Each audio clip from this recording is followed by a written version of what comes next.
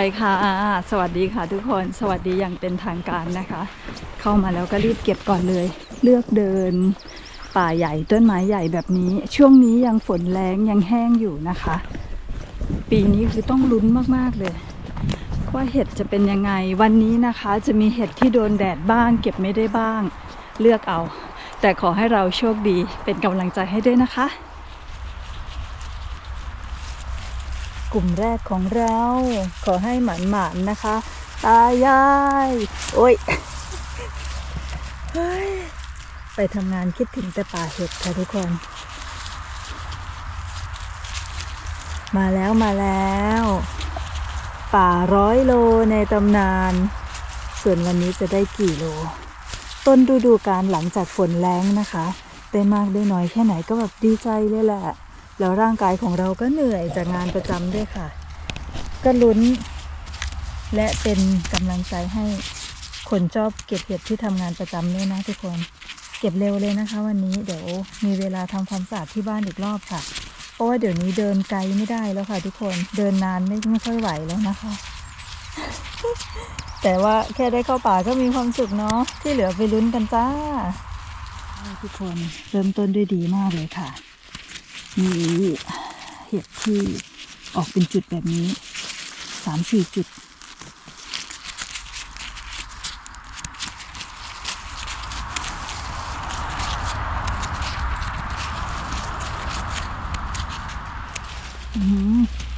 อุ๊ย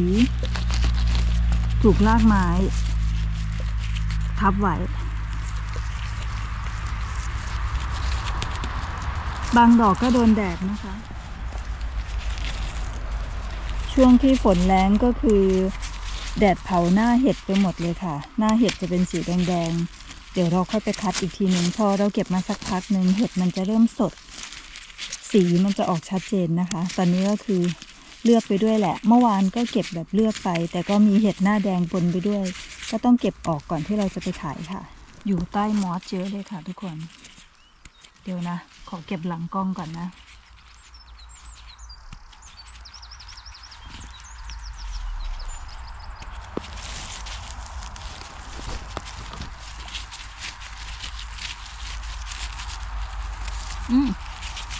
ขาจะกรอบมากเขาแบบความชื้นยังไม่ถึงนะคะช่วงนี้ฝนตกลงมาบ้างแล้วค่ะแต่ว่าไม่เยอะ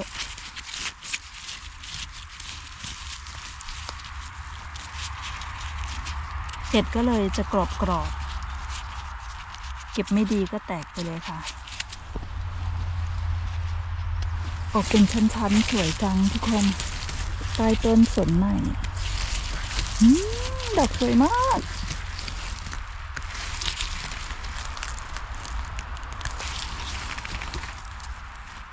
กรอบมาก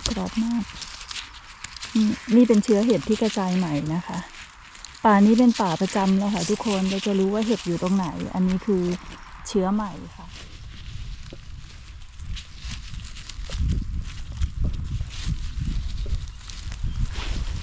น่าจะได้เก็บกินซะมากกว่าขายมั้งคะเนี่ยทุกคนเพราะว่าเห็ดหน้าแดงหมดเลยค่ะนี่นะคะเห็ดหน้าแดงมันก็คือเห็ดแห้งที่โรงงานไม่ซื้อนะคะทุกคนแต่ว่ารสชาติน่ะอร่อยเหมือนเดิมอร่อยกว่าด้วยเนี่ยเดี๋ยวเราต้องไปคัดอีกทีนึง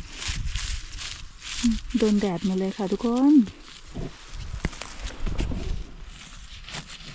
อันนี้ได้อันนี้สดอยู่นะคะอุ้ยขาใหญ่มากอุ้ยคิดว่ามี3 ดอกป่านี้นะคะคืออุดมสมบูรณ์ตอนนี้เขาตัดต้นไม้ออกหมดแล้วตำนานป่า100 โลของเราค่ะตอนนี้คือเหลือน้อยมากเห็นอีกดอกนึงทุกคนแล้วก็อันนี้มองไม่เห็นนะคะเมื่อกี้จุดเห็ดเปลี่ยนไปหมดเลยค่ะจำจุดเห็ดไม่ได้เมื่อก่อนที่เราแวะเก็บกันแบบกรีดลั่นป่าตอนนี้กลายเป็นตำนานป่า100 โลเขาตัดต้นไม้ขายนะคะทุกคนเมื่อถึงเวลาอันสมควรของต้นไม้ป่าสวีเดนถ้าเป็นป่าสนแบบนี้อันนี้ไม่ได้แล้วนะทุกคนจ้าโดนแดดไม่หมดแล้วก็คือมีเจ้าของหมดนะคะ ไหนล่ะเมื่อกี้พอถึงแบบต้นไม้ได้ไซส์ได้ขนาดที่เขาตัดขายเขาก็จะตัดค่ะส่วนเราคนมาหาป่ามาหาเห็ดก็ต้องรู้จักหาป่าเปลี่ยนป่าไปเรื่อยๆค่ะทุกคนมา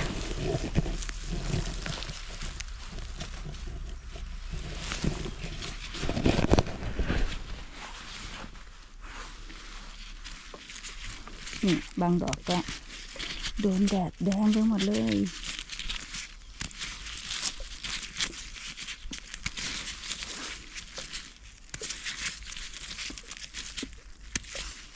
ได้ยินเสียงน้ำอยู่ข้างหลังแบกน้ำมาด้วยนะคะ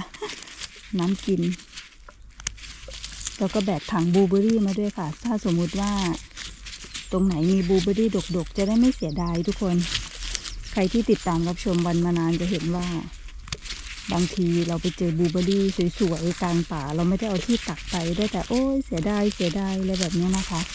ตอนนี้คือต้องยอมแบกกระเป๋าใบใหญ่ไม่หนักนะคะทุกคนถังเปล่าบลูเบอร์รี่แล้วก็ที่ตักบลูเบอร์รี่ถัง5 ลิตรถ้าเผื่อว่ามีบลูเบอร์รี่เราก็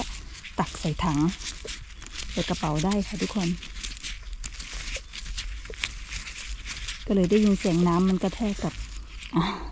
กระป๋องบลูจุดเห็ดกลางแดดของเราก็ยังคงอยู่ค่ะที่เราเก็บรอบแรกหลังเลิกงานไปแล้วสวยด้วยแม่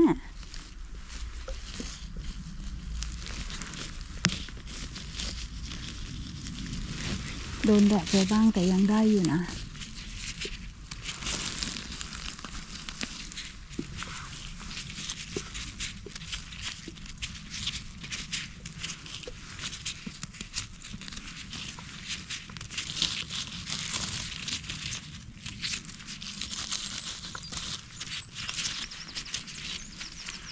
จุดเห็ดวงพระจันทร์เราค่ะทุกคนเห็ดแห้งโดนแดดด้วยหมดเลยอันนี้เรา น่าจะได้เห็ดกินมากกว่าเห็ดขายนะคะ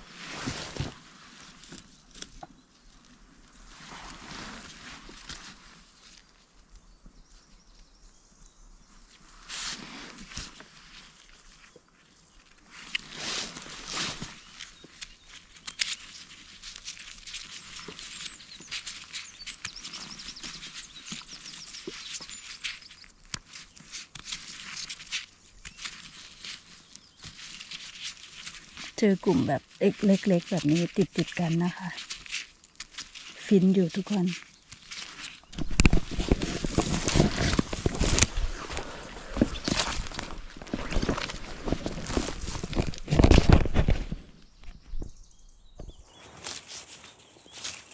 น้องรอดจากแดดบ้าง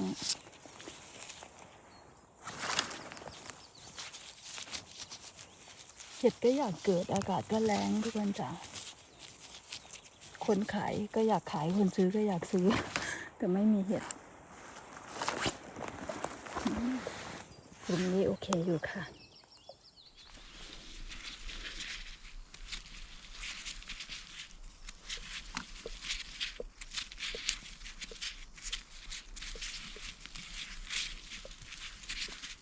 วันนี้เห็ดเหมือนเริ่มชื้นๆหน่อยแล้วนะคะ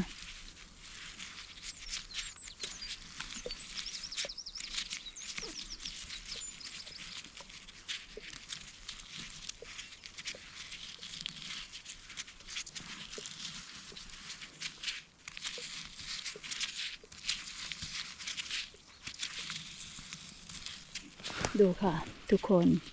เห็ดมันปูที่ไหลเป็นทางของเราหลังจากป่าถูกตัด ดูสภาพก็คือน้องโดนแดดแบบเต็มค่ะแห้งตายไปหมดเลยนะคะทุกคนจ้ะเนี่ยมันไหลเป็นทางจริงๆ ให้ดูซากก่อนนี่นะคะเหลือน้อยมากเลยอ่ะ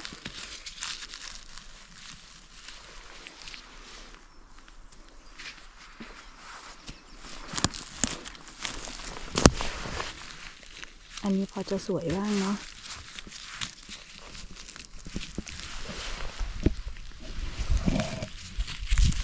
เก็บได้แบบ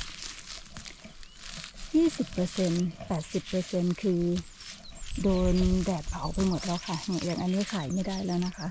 หน้าแดงๆแต่รสชาติอร่อยเหมือนเดิมเราไปผัดกะเพรานี่ค่ะขาสวยๆสวยมากแล้วดูนี่อันนี้ก็ไม่โตแล้วนะคะทุกคนแห้งละอันไหนที่พอกินได้เราก็เก็บนะคะอันนี้พอกินได้ทุกคนดูอันนี้ก็แห้งหมดเลยค่ะนี่กลุ่มใหญ่เลยนะคะตรงนี้อันนี้ก็ไม่ได้แล้วไม่ได้สักดอกเลยทุกคนถ้ามันแห้งแบบนี้มันจะขมแล้วนะคะมีเชื้อราแบบนี้ก็ไม่ควรกินมันขายไม่ได้อยู่แล้วโอ้ยทุกคนเลยสะเทือนใจมันแรงมากแค่ไหนดูสภาพเห็ดเอาค่ะ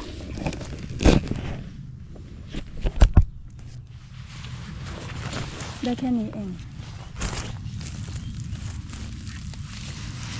ทิ้งไปสักครึ่งหนึ่งแต่ดูขาเห็ด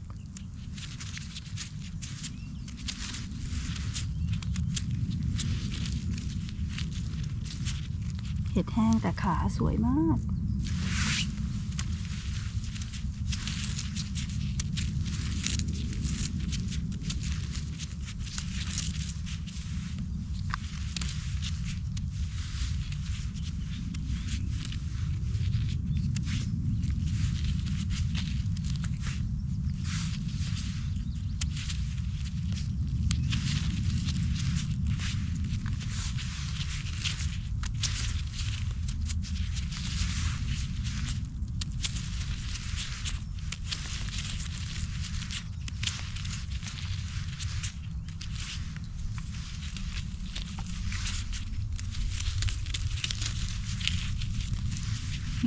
เสียดายมองเห็นเห็ดแห้งเราก็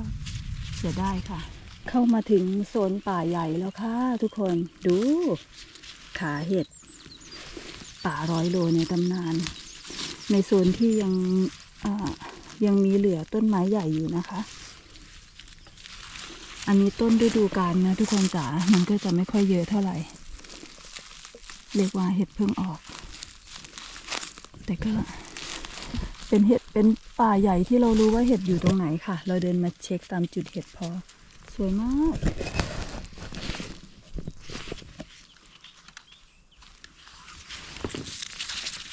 ขาเห็ดจะใหญ่มาก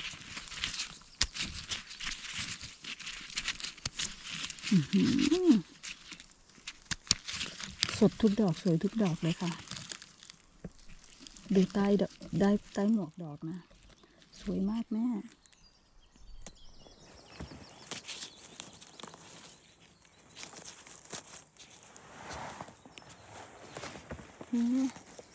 อันนี้เอาไปกินหน้าแดงแล้วนะคะเห็ดหน้าแดง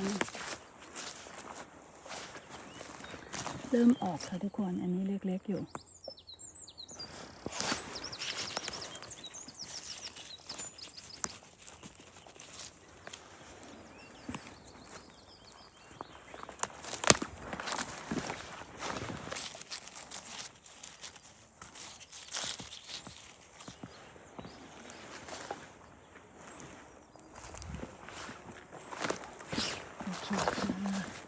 จุดเริ่มต้นที่ดีของป่า100 โลในตำนานค่ะทุกคนสวยมาก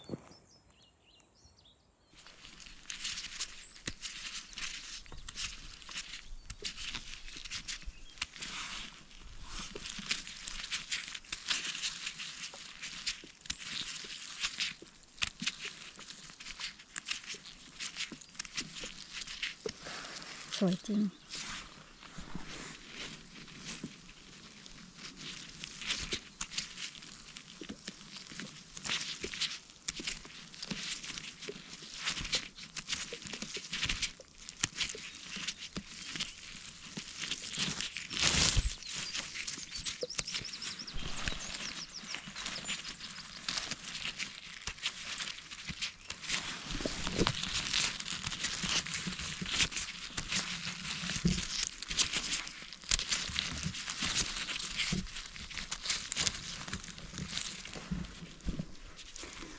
ตาเหมือนป่าเปลี่ยนไปหาจุดเห็ดตัวเองไม่เจอทุกคนอุ๊ยดอกกรอบโอ้ยเสียดายขายอยู่นี่ดอกอยู่นี่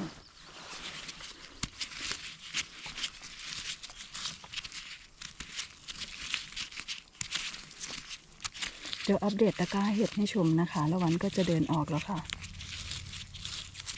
ก็จะมีเห็ดตรงทางออกอีก2-3 จุดไปลุ้นกันค่ะวันนี้ก็พอเท่านี้นะสำรวจป่าโดยเดินหาจุดเห็ดป่าภูเขาเห็ดป่า100 โลอีกจุดหนึ่งค่ะหาจุดเห็ดไม่เจอทุกคนนี่เจอแล้ว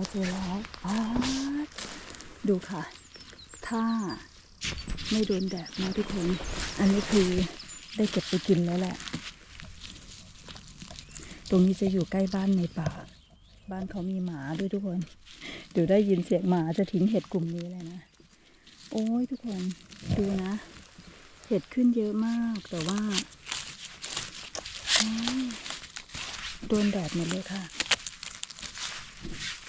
เสียดายมาก2-3 ปีที่แล้วแหละวันมาเก็บตรงนี้แบบโหเหลืองแบบเหลืองเป็นทางค่ะส่วนปีนี้ดูนั่นก็คือเห็ดนะคะเดี๋ยวจะเก็บกองให้ดู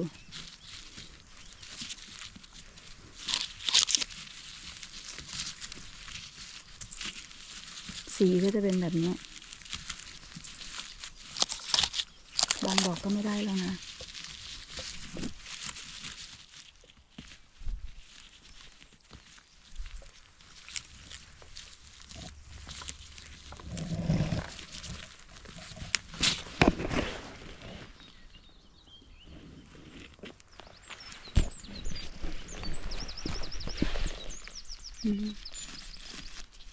เสียดายเนาะปีหน้ามาลุ้นต่อปีนี้ฝนแรงจริง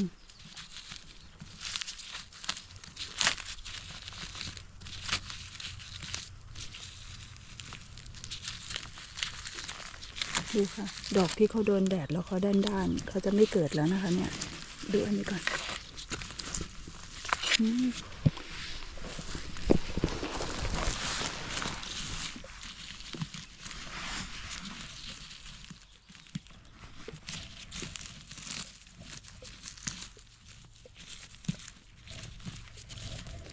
โหถ้าตรงนี้ขึ้นเยอะแบบนี้เราหน้าเดินเลยหาจุดภูเขาจุด100 โลให้เจอค่ะเดี๋ยวเดินย้อนกลับไปอีกรอบหนึ่งนะคะเขาตัดป่าเราเข้ามาปีละครั้งทางเดินในป่ามันเปลี่ยนไปเราก็จะเลยหาไม่เจอเมื่อกี้ค่ะเดินเลยมาละถึงจำได้ว่าเอาเลยมาแล้ว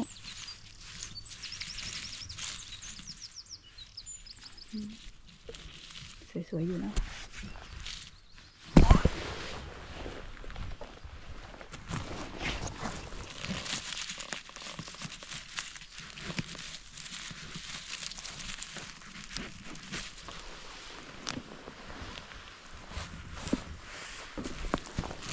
นี่ค่ะทุกคนเท่าที่เหลือ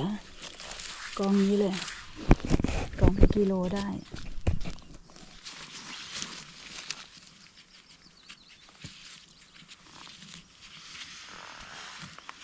เก็บได้แค่ 20% ค่ะที่เหลือคือแห้งหมดเลย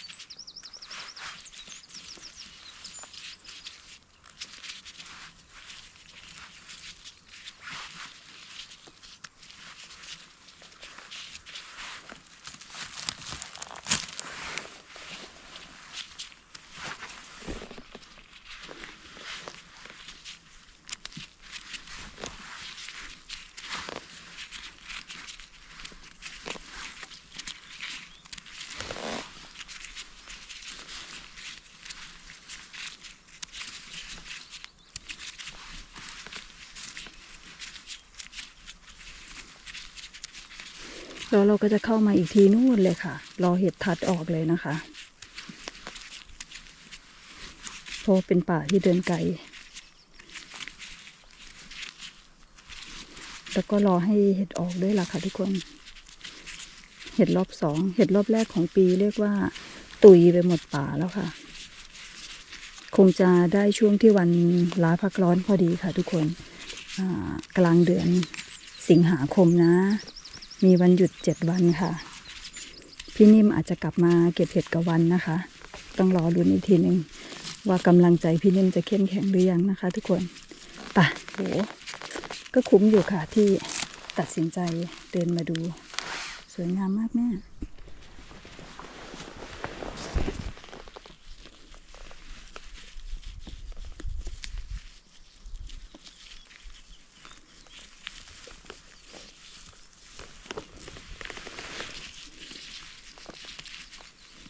ตรงนี้ที่เราเคยนั่งเก็บริมลำธารน้ำไหลค่ะทุกคนเดี๋ยวนะอัปเดตลำธารกลางป่าให้ชมไม่มีน้ำเลยค่ะ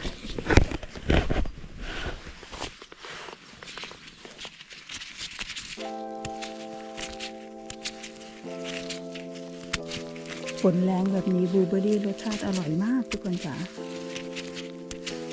Just a little bit dream, but I want to tell you guys it's a happiness if I make ผล you งานของเรา smile. วันนี้ค่ะทุกคนได้มา1 ตะกร้าประมาณ2 กิโลนะคะ ก็ขอบคุณทุกการรับชม ขอบคุณทุกกำลังใจมากค่ะ พบกันใหม่คลิปหน้า สวัสดีค่ะ